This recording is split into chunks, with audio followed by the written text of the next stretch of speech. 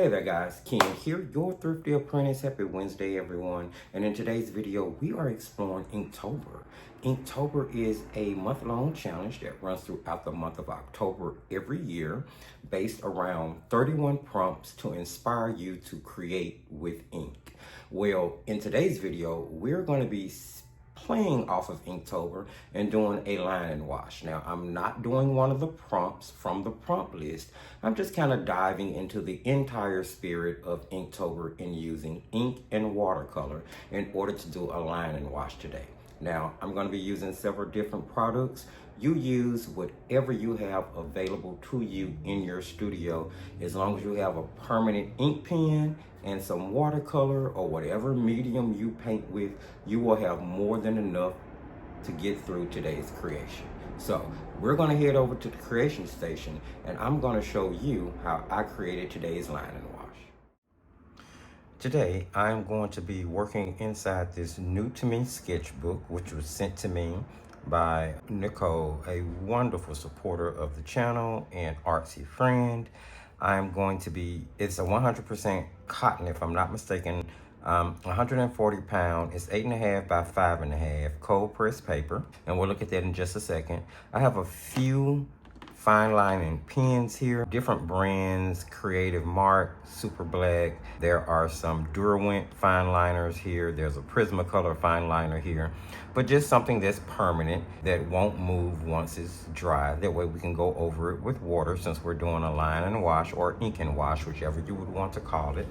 And I'm also using my Mamiri Blue watercolors. Since I have not done the review for them just yet, I feel like, hey, here's another great opportunity to use them so that I have another illustration to just kind of judge the quality of the paints on. So that's what I'm going to be using today. You use whatever watercolors or whatever medium you choose. The main thing is having paper that you like to work on and some fine liners, since we are doing a ink and wash or a line and wash, if that's what you would like to call it. So let's just go ahead and jump in. So I tested some pens on this paper just to see how it would take ink for the very first page. And I was testing some other products that came in the same gift package with this particular sketchbook. Then I did sort of a structured loose watercolor. Now I did tape this. I wasn't sure whether I should put it up or not. I think I even put a poll up over on Instagram to see if anybody would be interested in seeing how I did this. So if you guys are interested, just jump in the comment section and let me know. But this is really just me playing around with trying to loosen up and kind of testing out the paper and playing around with the paints as well. So I did use the Mamiri Blue paints here as well. But today we are going to be doing a ink and wash of a daffodil, which I've already transferred onto my watercolor paper. Now the image, or should I say the traceable that this came from, will be available for Creation Station members over in the Creation Station level of the Thrifty Patreon community in case you decide you don't want to draw. However, if you're not a part of the Creation Station, you can feel free to pause the video right here, right now. Take time to go ahead and draw out your image onto your watercolor paper or whatever paper you're going to be creating on, and just restart the video from there. So let's jump in. I'm gonna fold this back, and I am keeping this real time so that you guys can just kind of go along with me. Now I'm painting or creating from a reference photo which I found on Unsplash. It's probably going to be on the screen or at least a link in the video description so that you can refer back to that reference photo if you would like to. Just keep in mind that mine will be just a tad bit different because I like to use the reference photo as just sort of inspiration versus a direct copy. But this particular daffodil is drawn out just a tad bit from the reference photo, but the reference photo is where I'm drawing all of the color inspiration from, the angle inspiration, things like that. So let's just get started. I'm gonna start off first with inking. And you can ink before or after. It's completely your choice. But I'm going to ink beforehand because I'm using a permanent fine liner. Now, if you happen to not have permanent fine liners and you only have something that is water-based or water-soluble that you know will move if you should happen to put your paint on it, keep in mind that you don't have to fine line in the beginning. You could actually paint your illustration and then do your fine lining at the end, which I actually do in a lot of cases. For this one, I'm just kind of doing it a little bit different. So I'm going to go ahead and dive in and just kind of outline my entire daffodil and the leaves that goes with it. I'm going to grab a 0.35 millimeter black liner. This is a super black liner by Creative Mark, which you can get from Jerry's Autorama. You can order them on Amazon as well. I'll try to remember to link all of the products just in case you're interested. And I'm just gonna go in and fine line. It's not a huge deal what I'm doing here. I'm literally just gonna follow my pencil lines. Hopefully my hand is not in the way and you can see. So I'll do my outline with this. What are we using? 0.35 fine liner.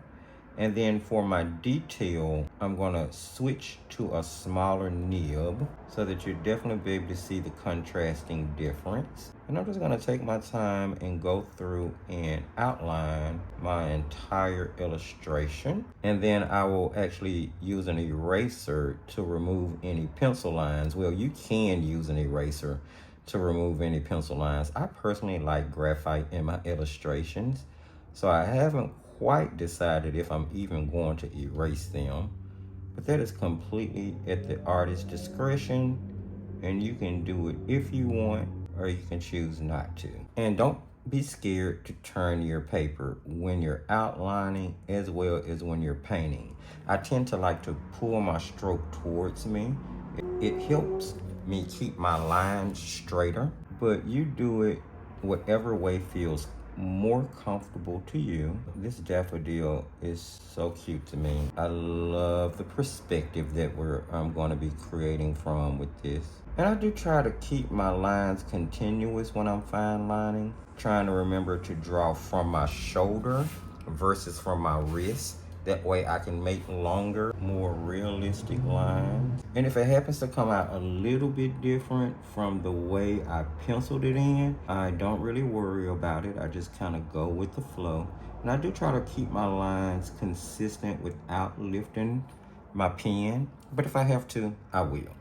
Now you'll notice that the illustration is sort of pushed off to the right side of the paper. There's a lot of open space here, so I'm probably going to be putting grass blades up from the bottom.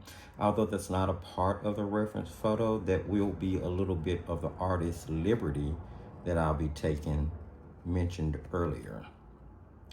Now, I did not take my paper down because I'm not going to be putting in a background. I don't think just yet. We'll see. Now, I'm not actually putting my stroke towards me in this instance, so I'm having to stop in shorter intervals. But again, if I happen to go off of a line, I'm not going to worry too much about it, because if need be, I can just erase the pencil. All right. And then we have one other leaf here, and I'm trying my best to be as careful as possible with this. And see, I went into the flower there without intending to. So just be careful with your fine line and take your time.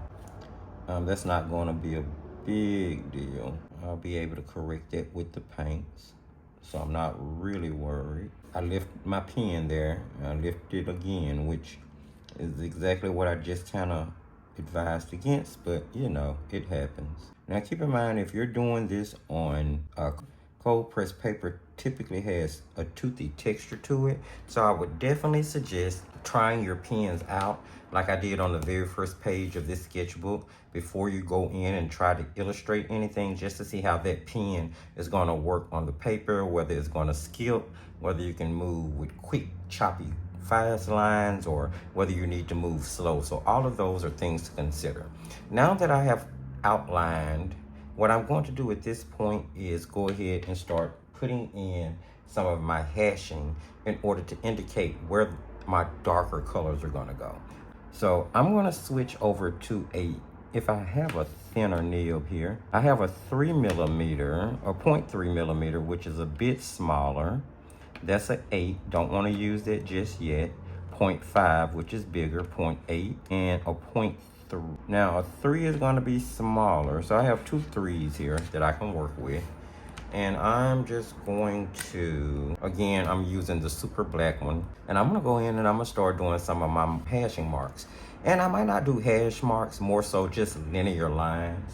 And let's start with the inside. So you would be shadowed on the, especially based on the perspective, you would be shadowed here on the inside of the opening of that daffodil. So I'm just going to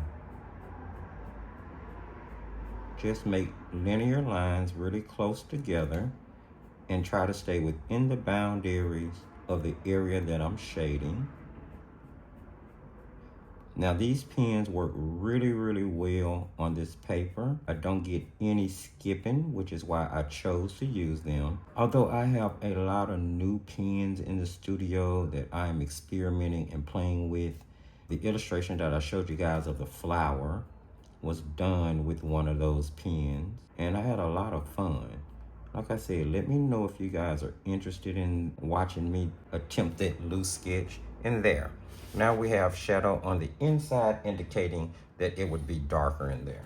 Now we're gonna have, and I keep my paper angled. I keep my paper angled so that I can pull my lines towards me. And here I'm just trying to keep them straight with the direction of the trumpet, right? And you would have some that would be longer in certain spots, so I make them longer. Some that would be shorter, so I make them shorter. And I'm gonna put in more hatching lines at the base to make that area darker. Now, if you wanna do cross hatching, please feel free. I just felt like doing linear hatching, just some linear lines to just kind of indicate where the dark would go. And let's bring some of these down just like so. That way we're aware that that has like the 5s in it. That works. I think that is cute. You can put a few up this way, kind of indicate some crepiness, because you know all of those are crepey faux, like so. I think I like that. All right. Let's work on this petal up here. And this part is not going to be in a reference photo. This is just me using what I know and what I've learned about, you know, inking in order to pull this off. Now, you can refer back to ink and wash videos on the channel where we go much deeper into looking at things like hatching and cross hatching, especially from the Inktober period of last year. So I would definitely suggest you guys checking that out. Now here we have, this leaf is a little turned over. So I'm definitely gonna have some hatching in this area. And I'm just gonna double that hatching up so it looks about as dark as it did here. And then we'll have a little hatching on this area just to indicate that leaf kind of folds that way. And you want to keep these kind of, remember to keep your hatching lines or your linear lines running in the direction of the petal, like so. All right, I'm gonna turn it back so I can pull towards me, and I'm gonna work on this petal here, and we're just gonna put a few linear lines in there just to indicate that that's behind. And then this petal next to it, your linear lines are gonna run in the direction of the petal. Keep in mind that is always the case. The lines are gonna run in the direction of the petal.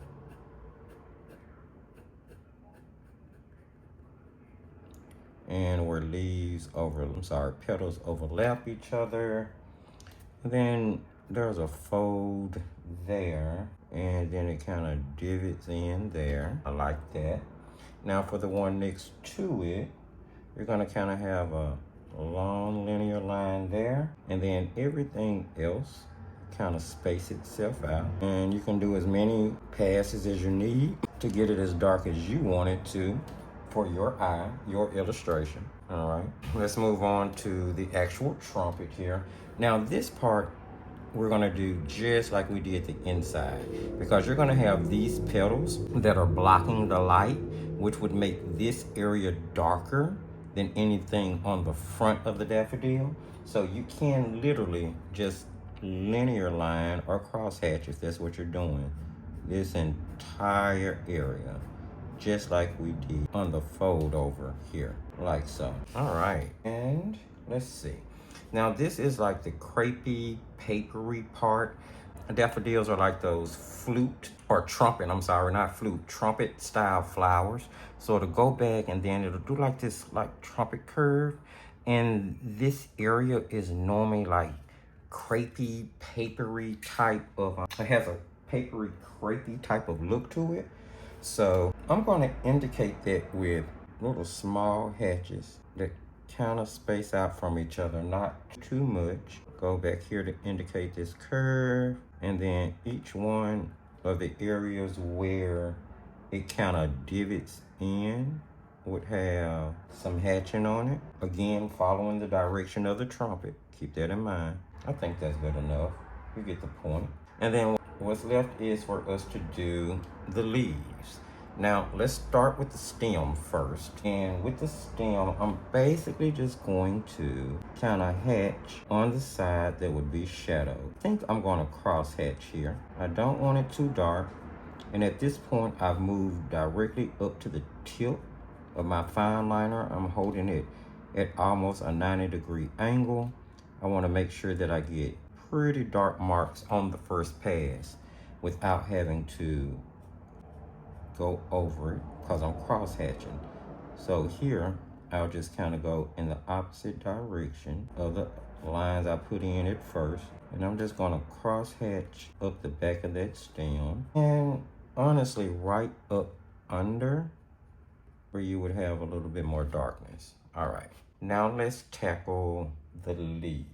You can do this in many different ways. Let's start with this one, which has, it kind of bows, so it goes inward. The depth would make it darker on the inside. So we would have some hatching going down this side. Not gonna do too much. Just some quick lines to indicate there's shadow over there, and they're kind of diagonal across the back of that, simply because it's on the back, so it wouldn't have, it kind of be in shadow. Let's see, this one, this part on the bottom would kind of be in shadow, and then it would fade in, and then the inside would have its shadow, simply because of the way the leaf folds. And I'm making the lines quick. Some of them are skipping, but it's also kind of controlling the amount of ink I put down, and I'm okay with that. This particular one, maybe we just have a couple of hatch lines coming across the bottom on this end, not too much, and then it'll kind of get smaller and run out as it goes towards top. And then on this one, I do need to do something with the inside, so I'm going to, let's see, it would be this way, and just kind of straight down the middle of it, just hatching it because it would be kind of darker in there. All right, I think I like that. I think that is actually enough inking. So what I need to do, it's enough inking for right now anyway. So what I need to do is give that ink time to dry to make sure. You can heat set it with a hair dryer or a heating tool if you would like to, and then we'll move on into actually painting the illustration. Now, the great thing about an ink and wash is that if you do most of the heavy lifting with your pen, as we've done here, you won't have a lot to do with the actual paints unless you want to just go overboard. So again, we'll give this time to dry, and then we'll come right back in order to add some color to our illustration.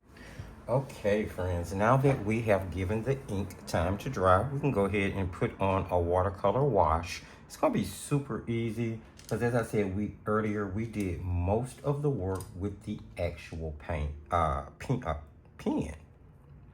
doing the ink.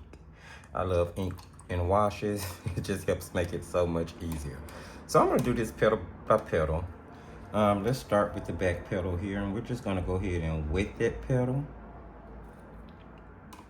Now, if you want to do a fantasy daffodil, You can make your daffodil whatever color you want. Now I'm gonna stick to the standard colors, mainly because I like to challenge myself with yellow.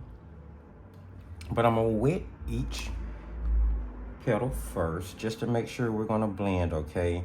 And I'll use the cooler of my yellows here, which in this case it is primary yellow. And I'm gonna go in and just kind of drop that into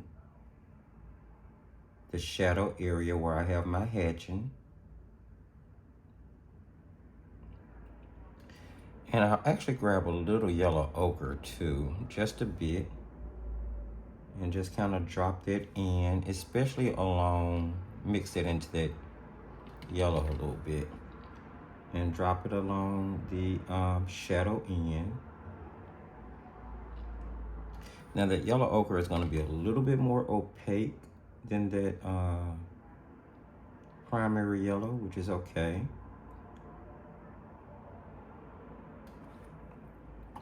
And then I'll rinse and grab a little lemon yellow.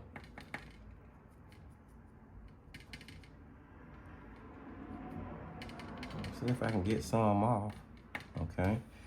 And then I'm just gonna go in, kind of mass tone here, and put that lemon yellow into the available area. That way we'll sort of get a two-tone here. And just kind of let those blend on the paper. All right, let's move down and do this one because it's not touching. And I'm going to slightly wet this one. I'm not going to wet it as much as I did the other one.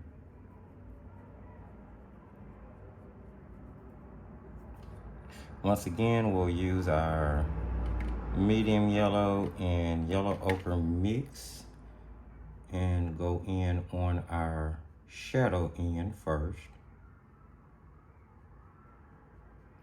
And I'm using two colors just to add a little dimension, but you don't have to. You could actually just simply do the one wash. If you want to just do the lemon yellow, you could. So I'll rinse, and then I'm gonna grab lemon yellow. And I will paint the rest of that leaf with that lemon. I keep saying leaf, but I mean petal. Just let those colors blend on the paper. Just like so. Just a nice little yellow wash on there. Let's do the petal that's right under the trumpet part here. So I'll just wet it a little bit. And grab our primary yellow and yellow ochre mix. And we'll go in on the shadow or the hatching part. And I feel like I need that a little stronger, so I'll mix up a little more of it. Add just a little water to it so it's not so thick.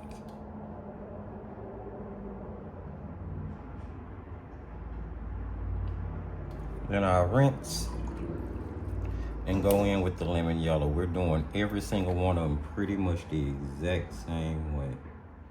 Pretty much the whole flower the exact same way, in all honesty. All right. Now, we need to give those time to dry a little bit. So I'll go up here and do the inside of the trumpet.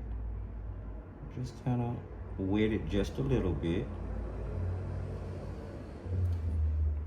And then we're gonna drop in our darker mixture inside the trumpet here.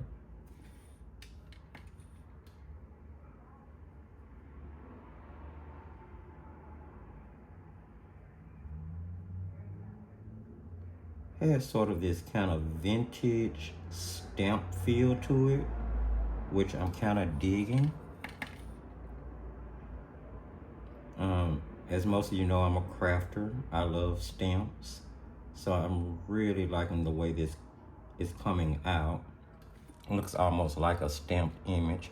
grab just a little bit more yellow ochre on its own and just kind of drop it in there, just so it is a deeper color yellow. You can even drop a little bit of that primary yellow on top of that. Again, just let them blend on the paper. I think that's pretty good. All right, let's work on, let's see, what can we do? Let's work on our little area here. So it's sort of a crepey, sort of dry papery look. So I'm gonna grab a little bit of that yellow ochre since we've been using that anyway. And I'll mix that with a little burnt sienna. Now this burnt sienna is not actually from Mary Blue. The burnt sienna is from, it's a cotton color actually. And I'm gonna mix it with a little bit of yellow ochre, maybe a little bit of that medium yellow, and water it down quite a bit. And we're just gonna go in and use that to paint. It's a little strong, a little saturated, so I'm gonna rinse my brush and just use clean water to spread the rest of that color out, because it's pretty light.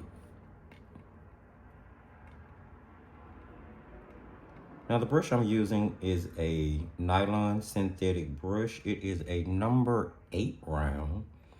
It's really about a number 6. Standard brush is number 8s are a little bit bigger than this. And it looks like I have some bleeding there, so I'm just going to stab in a little more color.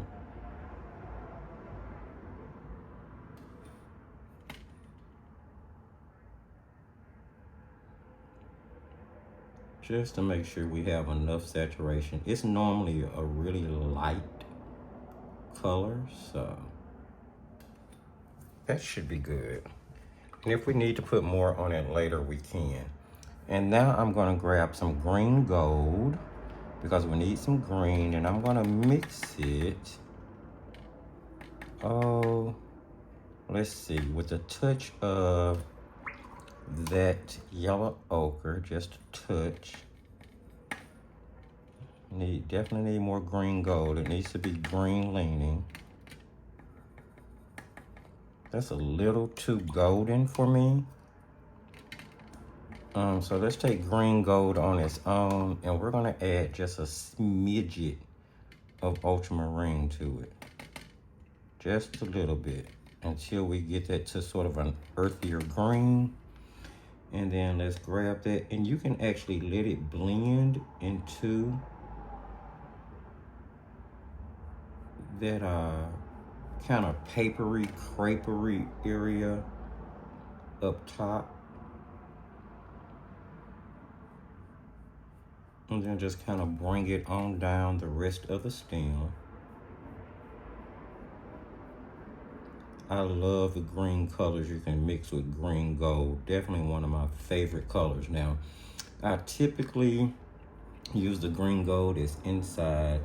The one I typically use is by Mission Gold, but this green gold from this set is actually really pretty and makes some beautiful mixtures. Now I'm gonna grab this a little bit more ultramarine, a little bit more green gold. We wanna make sure that we get a nice shadow color here. And then we're gonna take that down the shadow side. I'm just gonna kind of dab that in a little bit there. Down those cross hatch marks we put in. And again, just let it blend on the paper. Now there's not as much water in this mixture, so it's not gonna like bloom out as much as it would if it had a lot of water in it. It will sort of stay to the shadow side of the stem, but if it blends towards the front, I'm not gonna worry about it too much.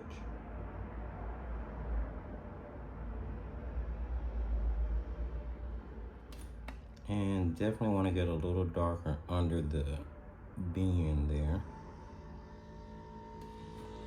There we go. I love the sort of vintagey feel it has. Now, let's see. That's still a little wet, but we may be able to go ahead and sneak doing this part. So I'm just gonna wet it.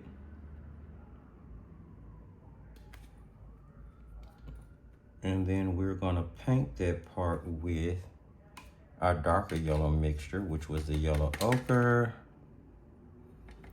and the primary yellow mixed together. Add a little water to that. And then we'll paint this area, which is, add a little bit more into that leaf petal. I keep saying leaf petal. I'm just enhancing the shadow area.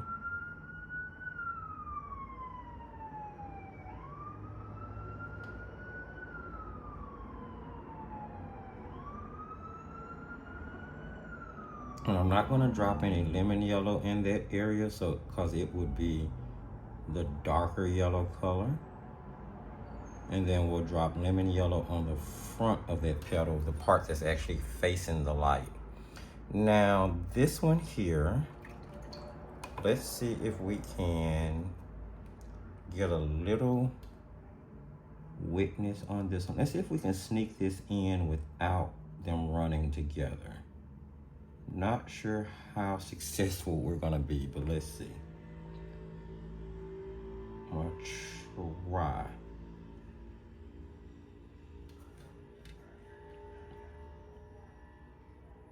And just add that into the hatching on the shadow part.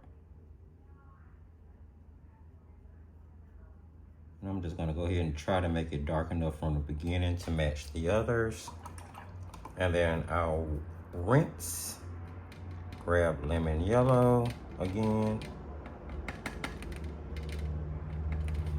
And that will go on the front part of that petal.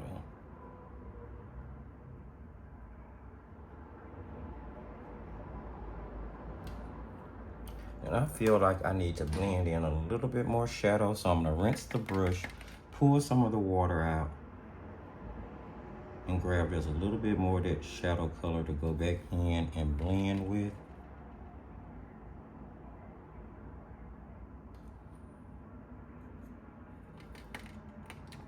Mix up a little more.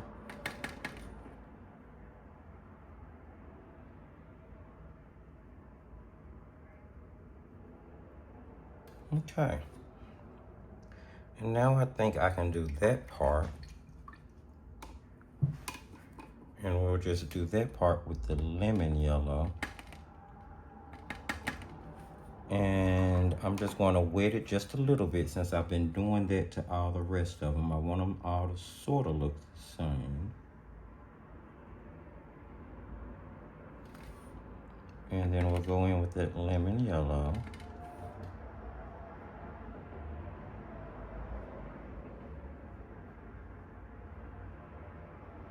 And I'm gonna cover that entire area with the lemon yellow. Now, we have some hatching on the front part of that petal. And there actually may be shadow definitely cast on the bottom part. So let's go into that darker yellow mixture. And since it's still wet, we're just gonna throw a little of it along those hatching marks, just a little.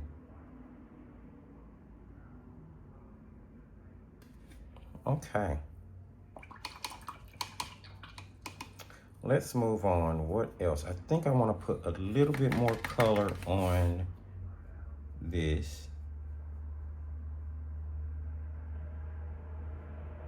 area here. Just kind of lightly blend it into the green so it looks like they blend together naturally. Okay. Now I want to do the leaf. I'm actually going to mix up a green using this green gold, and I guess you could just use the green gold if you wanted to by itself.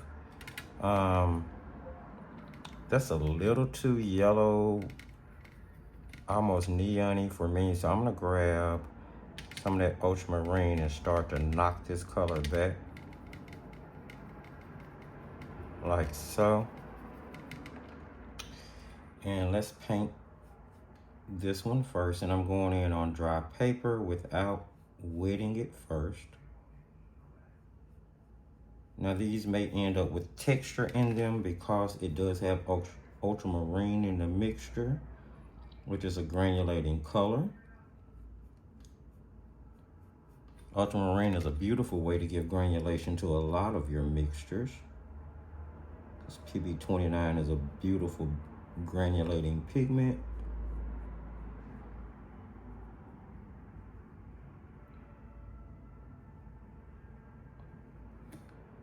Base in the entire leaf.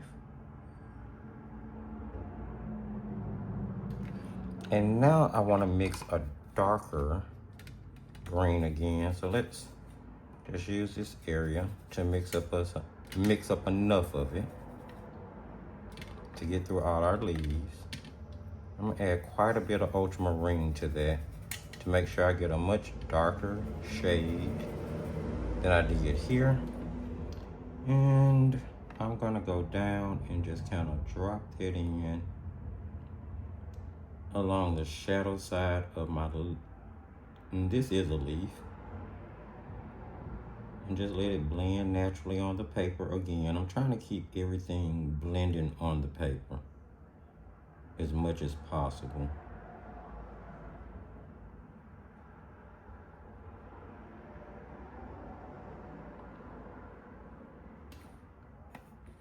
And I think I do like this. I like the way it's coming out so far.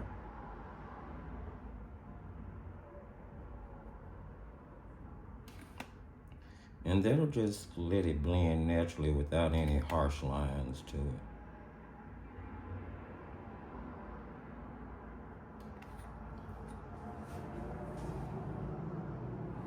I'm not sure if I really care for that green. I'm gonna add a little bit more blue to that. Get it a little darker, not as dark as this one, but a little darker. Add a little bit more of that green gold.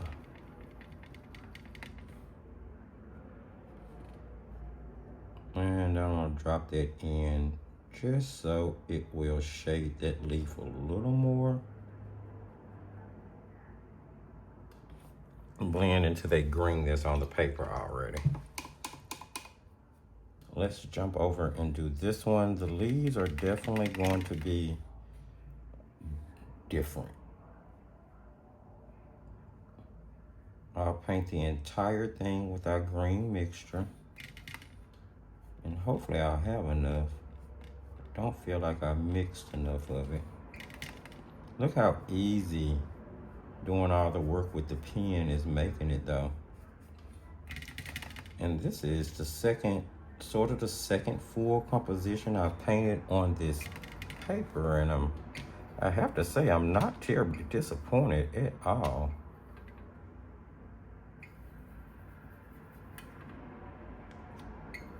Not at all.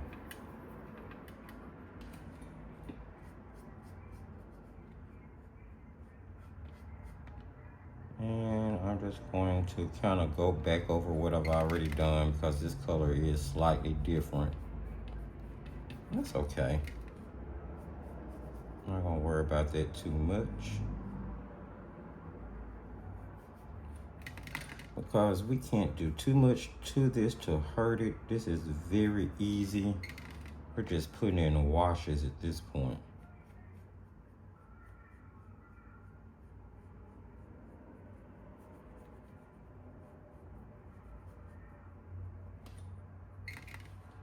That should be enough to do the other leaf with no problem. All right, So now we need to put in some dark, and I'm just going to go straight into the dark without cleaning my brush. Do the back side of that leaf that's turned over. I'll try to get that to stay where I'm putting it without bleeding.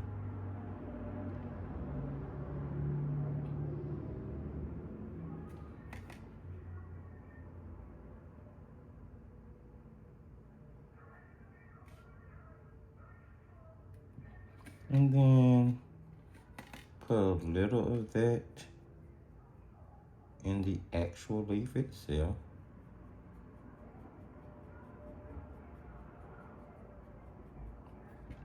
Just have some color difference here, just to show that it may be a bend in that leaf.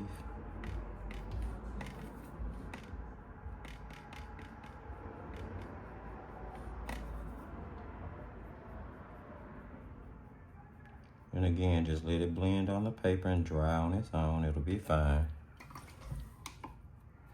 If you feel like you need to, you can go back in with your original color.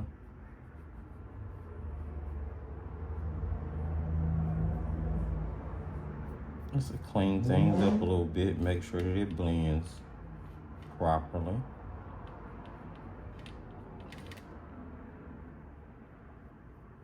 Okay. Now let's see here. We need to tackle the yellow trumpet part up here. So what I'm going to do is, again, mix. We're almost done. I'm gonna mix my darker yellow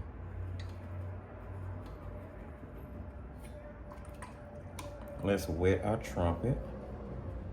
And if I have a little residual yellow left on the brush as I wet, I'm not really worried about that. We're about to paint it yellow anyway. Hopefully this is fun for you guys and you're giving it a try. Inktober is a wonderful time to get in your pen and ink practice, your line and wash practice.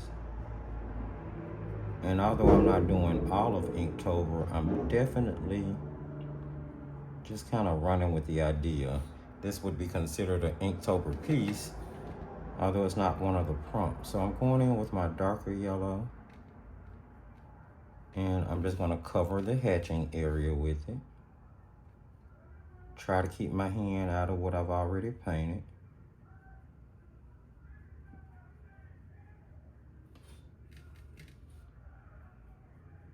Let's make sure I put in enough of that darker yellow for you to understand that that's what's going on.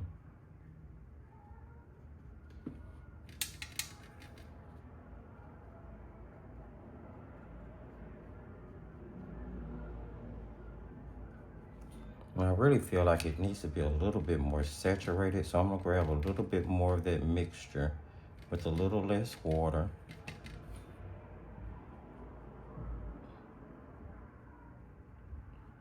And definitely make sure that this area here is kind of covered with it.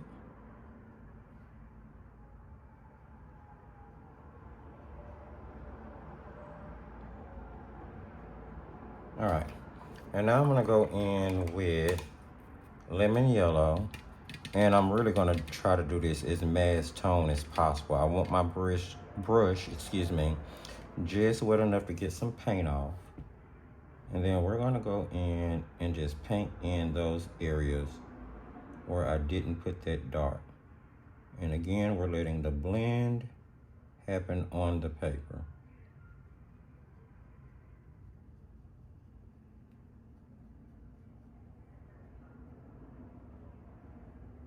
Just like so.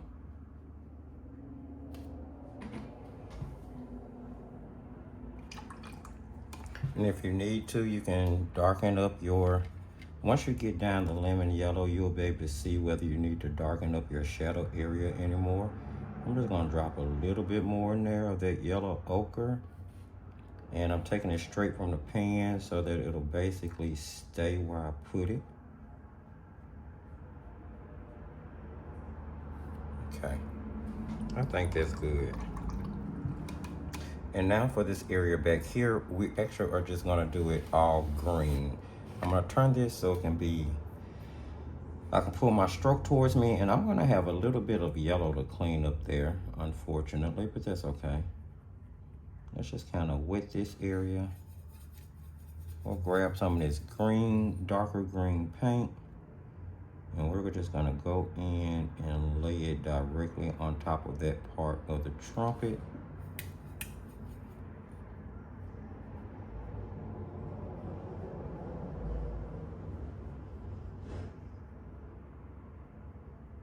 Just like so.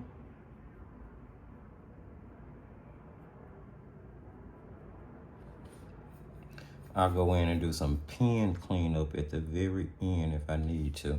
I really feel like I need a darker color, so I'm gonna grab a little bit of that. Ooh, that's too much. Mix that back out on my paper and then try to blend that in. It's gonna make it a little darker, which is what I need.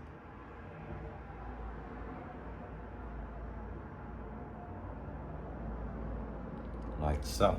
All right. Now let's see. I think I want to give that about 2 seconds to dry. As I still add just a little bit more color to the papery, crepery part. Just mixing that yellow ochre and that burnt sienna until I get the color I feel I need.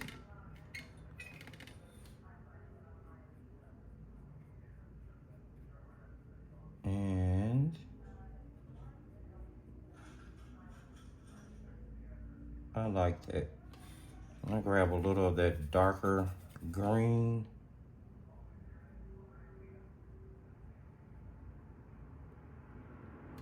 Okay.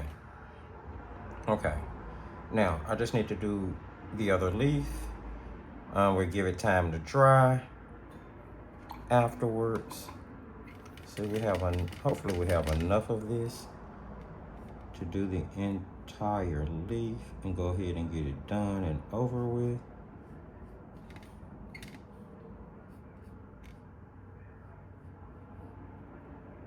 Our stem should be dry, so it shouldn't be any issue painting right up next to it.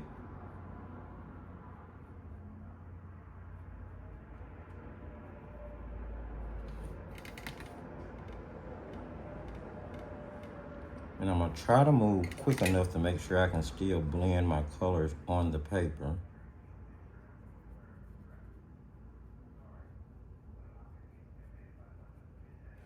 Okay.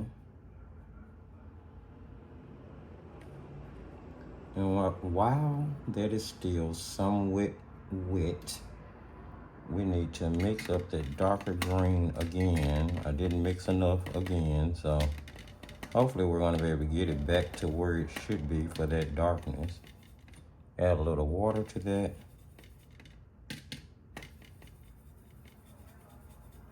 And then put that in. And if it happens to be different shades of green, that's fine. I mean, we're talking nature here. Nothing is gonna be exactly the same.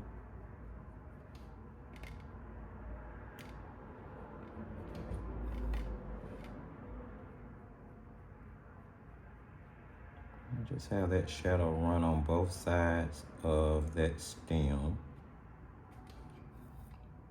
And at this point, I'm not really being too careful because the hatching gave me all the guidelining that I needed.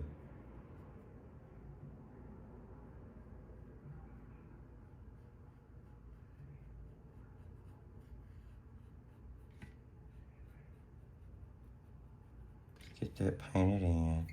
Let's go through the middle of that with some of that original color, just to make sure we bridge everything together. And then I want to use the darker color for really this area towards the bottom.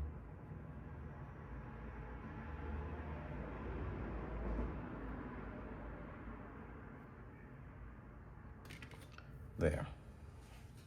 It's not too bad.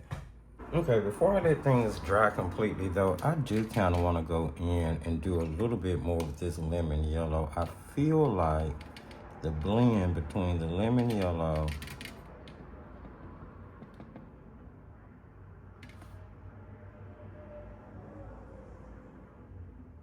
oh, that's a little blue. That's almost green. I'm gonna rinse the brush and try that again.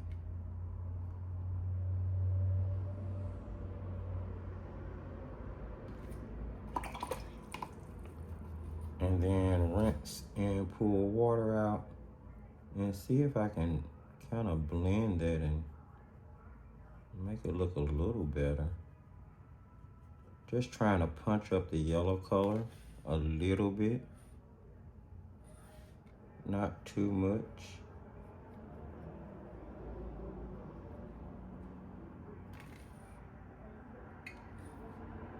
And just making sure I kind of bridge that blend as much as possible. And the yellow ochre might reactivate a little bit, which is just fine. Put a little yellow ochre under here as well.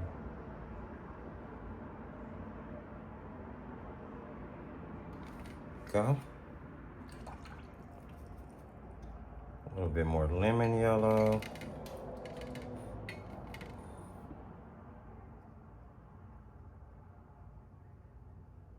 Which can get a bit opaque if the truth be told.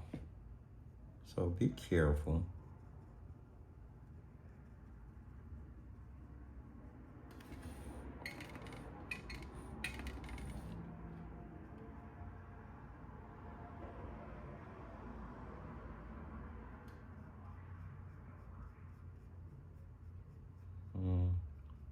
Like so.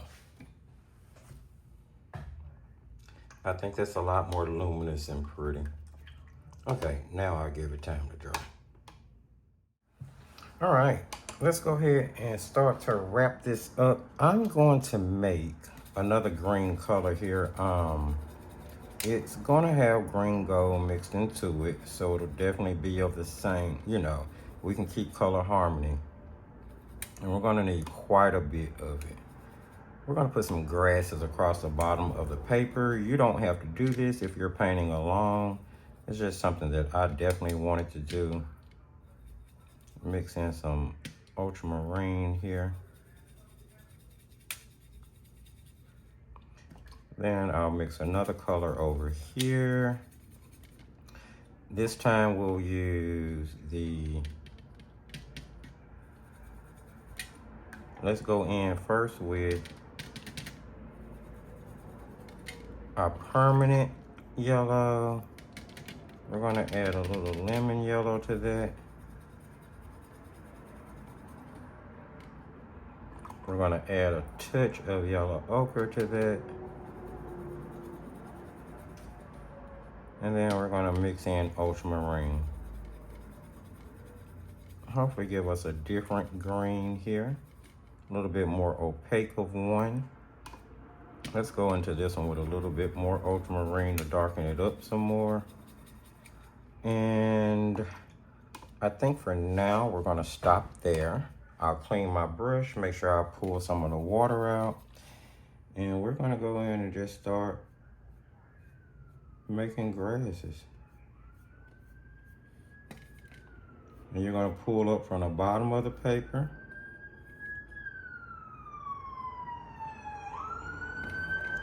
And it is okay, excuse me, to pull up over your leaf.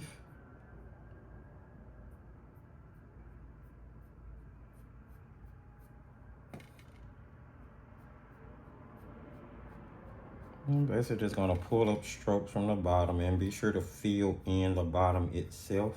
Now you can use like a credit card scraper or the back of an aquarelle brush in order to make some lines if you want to. You don't have to, it's completely on you.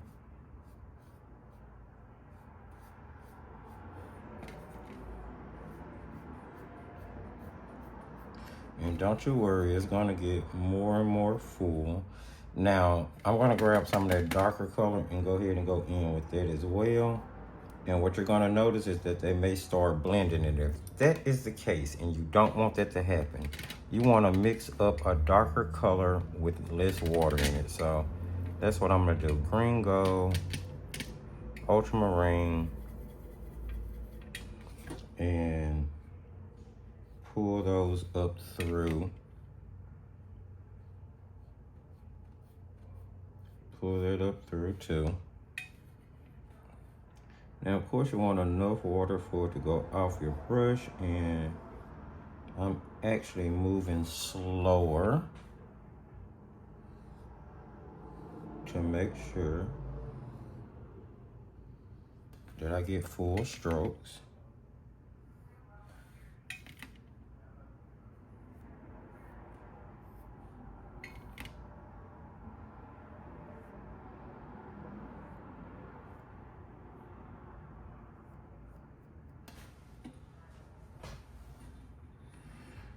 And I definitely want to go across the bottom of the paper. And then we're gonna pull up these little grasses in front, which is just gonna help fill it in some.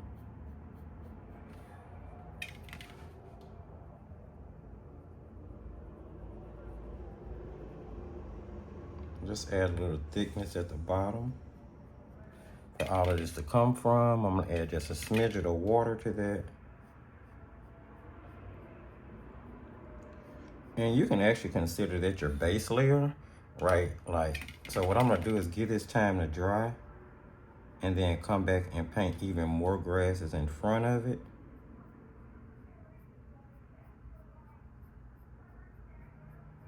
So that it doesn't look. And just always remember to pull your grass up from the bottom.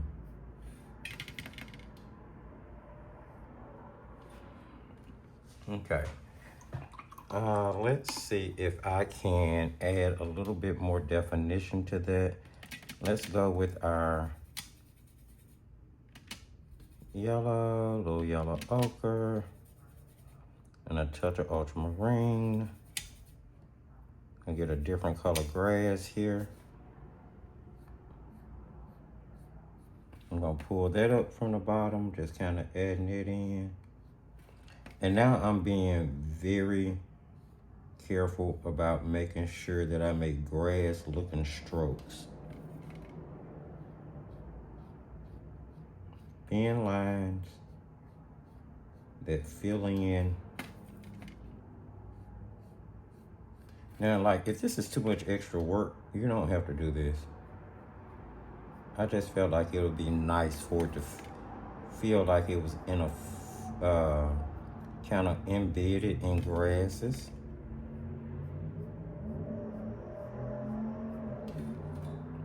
And it could look like it's in front. It could look like the daffodil is in back.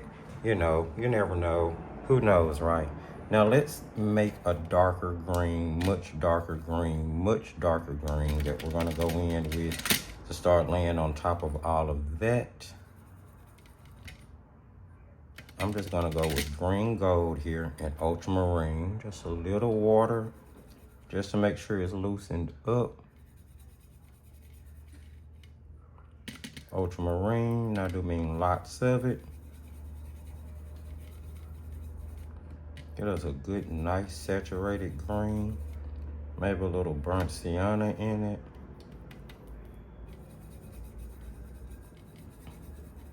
All right, and now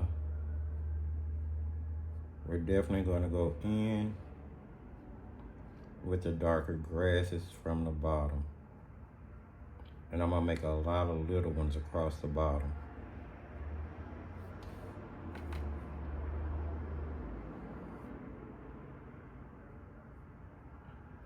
Bring them up. Make sure that they come to a point. Cross them over each other.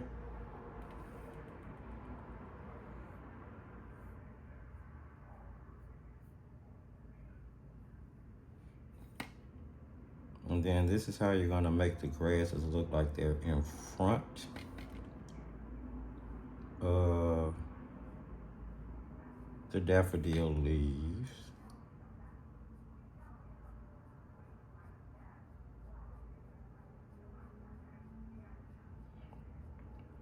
Just gonna take that out across the bottom until I get some really good thickness. Making sure some white spaces continue to show, because that's just going to give us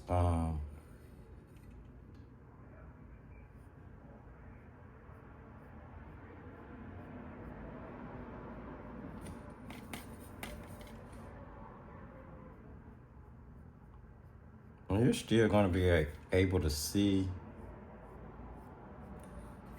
a lot of the daffodil, a lot of the grasses from the daffodil through that. Add a little water to that mixture so it'll continue to come off my brush, especially towards the bottom.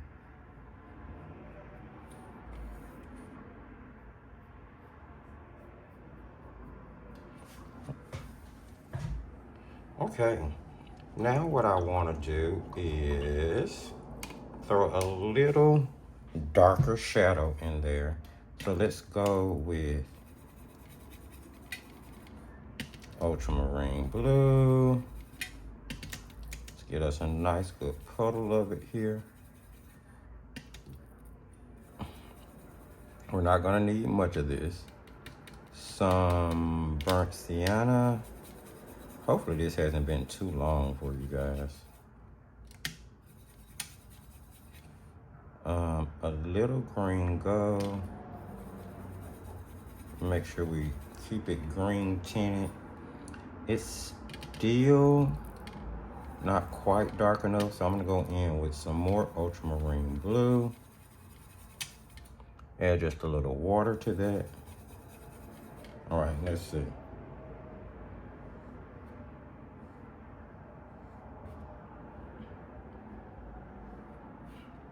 Just a few strokes of darkness in there. You can use whatever brush you want to use. I'm using a round. You could use a petal brush. I mean, if you're good with doing this with a flat, you could use a flat. There are so many different ways to pull this off if you need to. So remember, you want to try to keep some of those grasses in front of your daffodil. Leaves down here.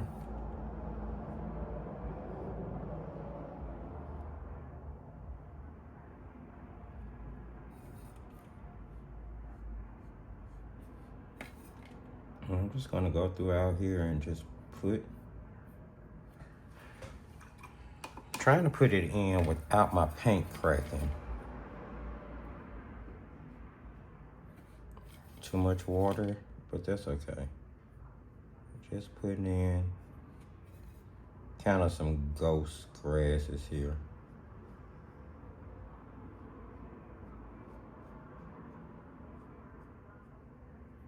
All right, now what I want to do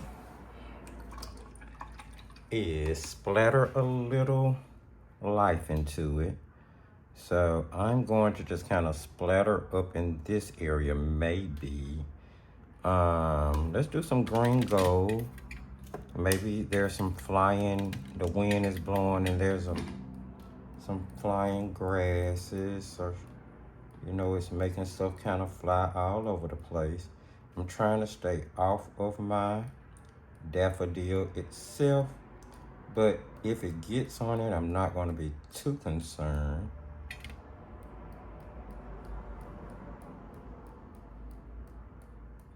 Okay, let's see if we can do a little bit of that darker green, because that'll be cute. Help bring a little depth to it, especially down in the grass area.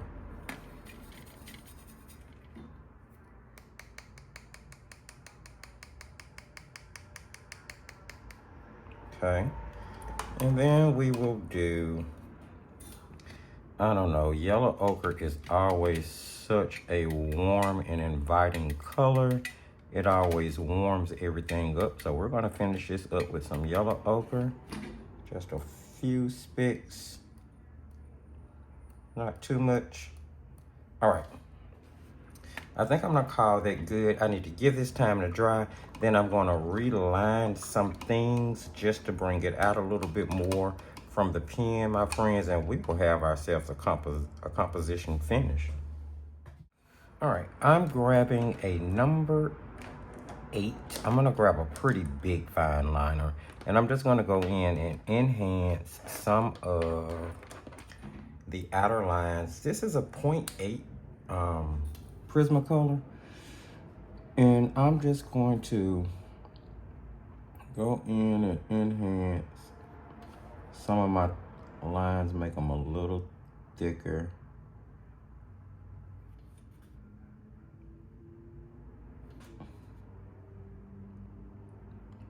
Not too much, just like on the daffodil itself, the trumpet part anyway.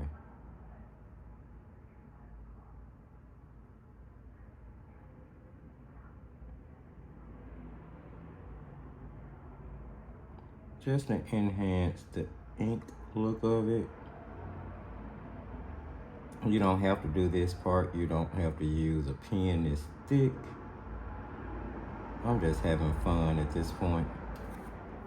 There we go. Feel like that's pretty cool. And I'm just gonna enhance the lines to kind of show the divides in things.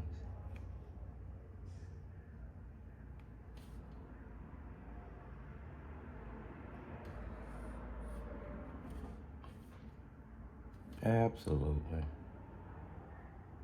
You can make it thicker if you want. I'm really just doing lost and found lines here.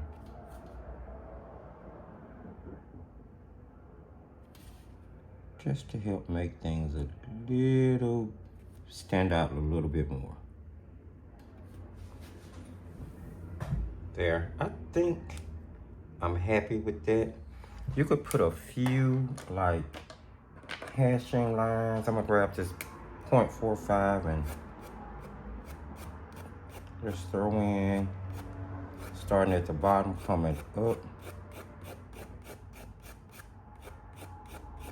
Throw in some black ink lines.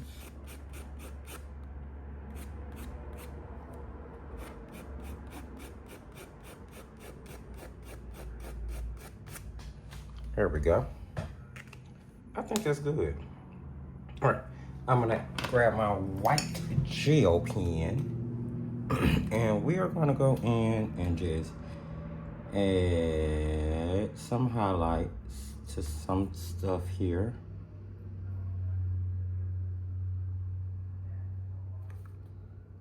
Just where there would be light hitting a daffodil.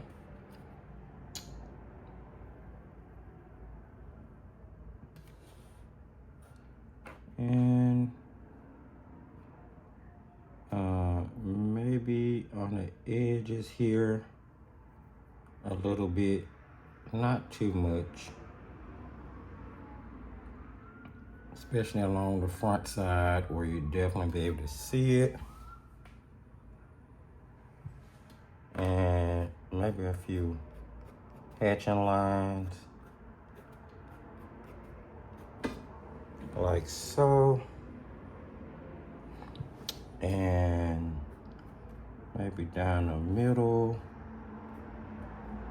build a little, let's see, across the front of our leaf here.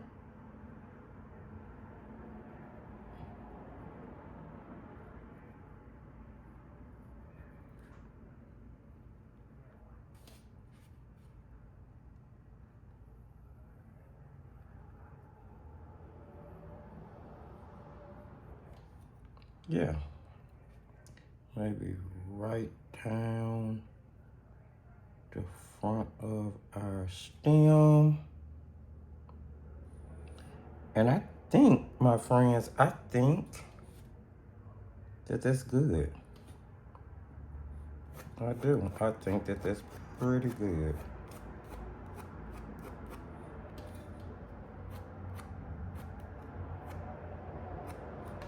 Yep.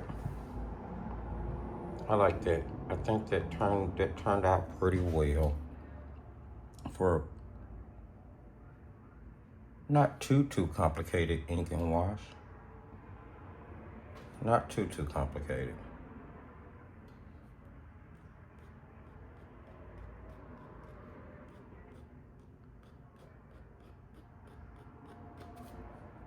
And it wouldn't quite go back off into the trumpet part. There. Now, I need to sign this. Hopefully you guys enjoyed. Sign this at the top, something I don't normally do. Hopefully you guys enjoyed this. If you did, don't forget to sprinkle a little love if you picked up on, saw, heard anything that you like, or you painted along and enjoyed it by giving the video a thumbs up. Keep in mind that giving it a thumbs up and sharing are both ways to help push the video out in front of other wonderful viewers like yourself who may want to join us over in the Thrifty Art community. Jump in the comment section. Let me know what you think. Did you guys give this a try? Are you participating in Inktober? Are you doing the whole month, part of the month? Have you done any prompts? Let me know. Are you giving this a try? Did you paint along, or are you going to give it a try later? I really want you guys to jump in the comment section so we can start a conversation, friends. Now, if you're new or returning and you haven't hit that subscription button, please consider doing so and hitting that notification bell so you'll know when we go live, when we upload. We typically go live every Monday morning at 11 a.m. Central Standard Time. There's typically a pre-recorded video upload every Wednesday morning at,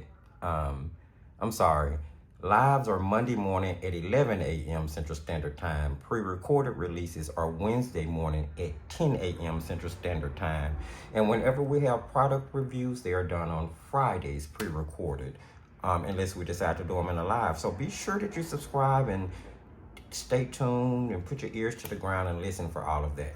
You can check the video description for all of the relevant links, the most recommended product list, which has been updated, the Defyantarts website, which has plenty of information on it, from beginner watercolor techniques to beginner sketchbook techniques. You can check out all of the social sites, Palm Street, where you can catch all of the wonderful discounted sales we have once a month, as well as Patreon, where you can get all of the perks, behind the scenes reels, premium giveaways, and all the great things that come along with the creation station level of the Thrifty Patreon community. So be sure to check all that out, and don't forget to comment. And remember, as I tell you guys at the end of every single video, my friends, just keep creating.